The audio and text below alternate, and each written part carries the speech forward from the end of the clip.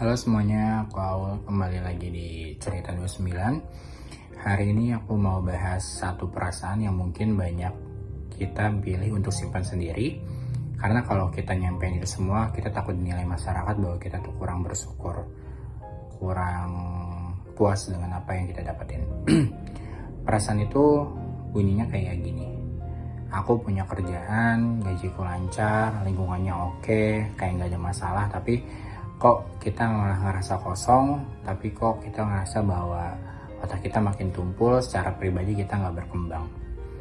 Dan tiap kali perasaan itu muncul, biasanya aku juga detik itu merasa bersalah gitu. Seperti kita tahu ya, di indeks ekonomi, kita lihat kalau buka berita, buka YouTube, buka TikTok, kayak lihat berita PHK di mana-mana, terus lamaran kerja ngantri sampai belakang banget, sampai rebutan, terus ya serba sulit. Ada beberapa pekerjaan yang gajinya di bawah UMR, padahal kita di sini semuanya oke gitu. Terus kita jadi ngebatin, apa aku yang masih kurang bersyukur ya.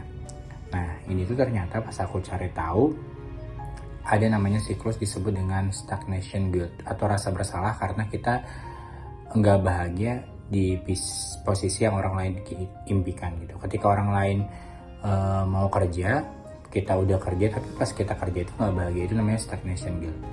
Nah ternyata yang aku baca lagi, stres itu nggak cuma datang dari kerjaan yang banyak, atau biasanya kita sebut dengan burnout.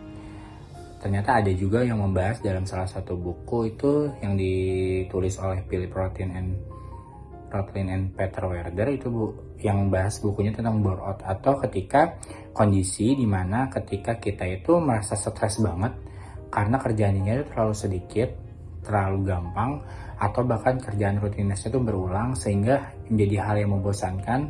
Atau kalau dalam game gitu, kalian bosan gak sih kalau game itu tuh nggak ada levelnya? Jadi setiap selesai game itu kita balik lagi ke level 1, selesai level 1, level 1, level 1, level 1, terus aja, jadi nggak berkembang, otomatis kita bosan. Nah yang menarik dari game adalah ketika kita misalkan ngalahin satu lawan, fase selanjutnya pasti lawannya lebih susah ya, dan kita kalah oleh lawan tersebut. Jadi kita nyari tahu nih cara ngalahin lawannya kayak gimana gitu, senjata apa yang mau kita pakai, strategi apa yang kita pakai, upgrade mana nih yang bisa di-upgrade dalam tokoh kita gitu di game tersebut. Nah ini tuh ternyata ada fasenya,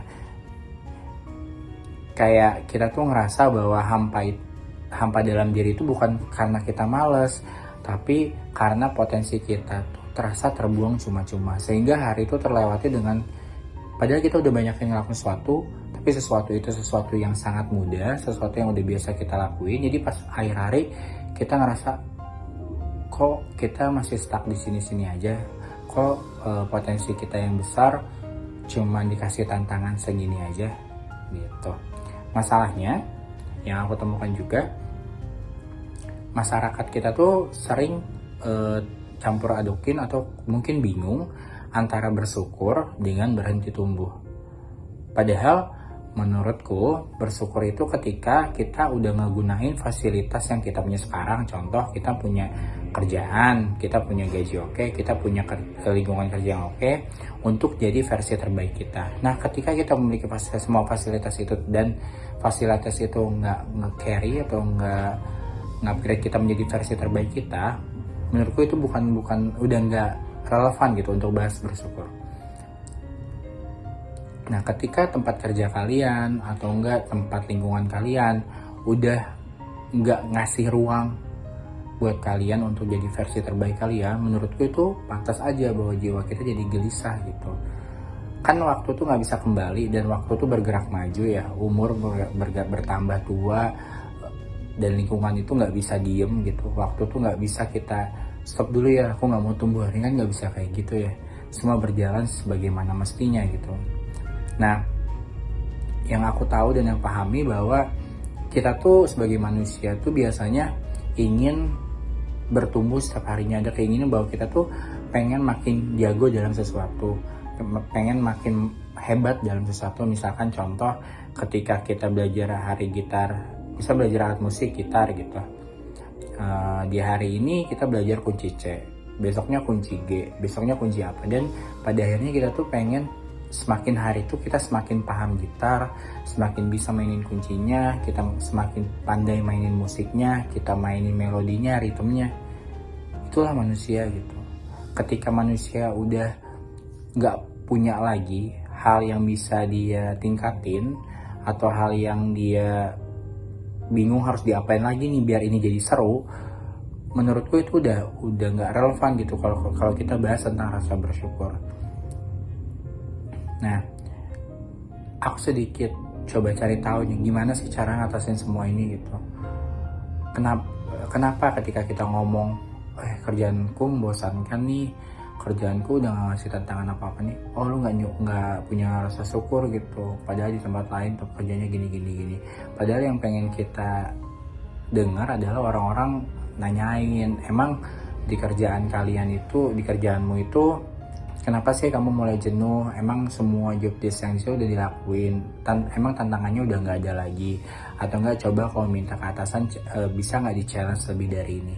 Tapi mayoritas dari masyarakat kita atau mungkin lingkungan kita pasti kata pertama yang keluar adalah kamu nggak bersyukur dengan posisi kamu sekarang. Dan setelah kata itu keluar, kita kayak mendingan gak usah cerita aja apa ya gitu. Nah, kalau kalian lagi ngerasa yang sama dengan aku coba coba ngasih tips ke kalian ya. Yang pertama itu yang aku biasa lakuin itu bedain rasa syukur dan rasa puas.